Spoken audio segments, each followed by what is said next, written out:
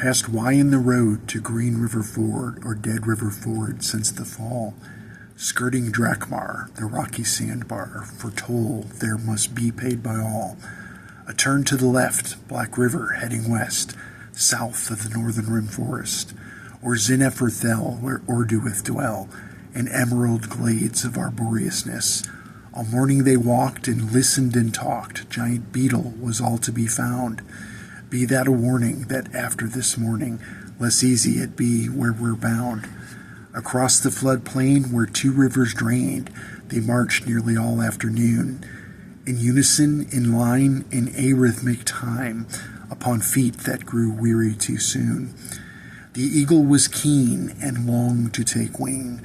To Claudia he always returned. They were not to lack, for food he brought back, his pay and his keep did he earn. With night beasts at bay, the rabbits would play, chasing about in the brush. A feast, not to flatter, approached, they would scatter, to stand very still in a hush. Viper was there, and could he catch hare? The rations had yet to be touched. Of wolves he was sired, his coat was admired, just not by those born in a hutch.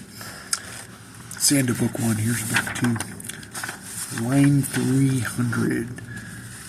'Twas rabbit they ate, and oh, that poor snake, not a chance would he had against 3. 'Twas 5 that went at him, and oh, was he splattered. Few remains were there of him to see. The shadows grew long, the first day near gone.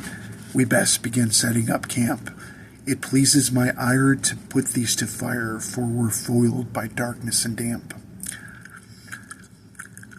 Catania could sense when Viper grew tense, knowing that little would faze him. She whirled with a start as he started to bark, which he did only but on occasion. A shadow drew down, obscuring the ground, not a sound to be heard on the wind. The eagle took flight, ascending to heights were better to gaze with his vision. A serpent let fly, a shriek in the sky, all shuddered as life's blood ran cold. Fred dropped to one knee, stifling a scream. Damn, it's not good to be old.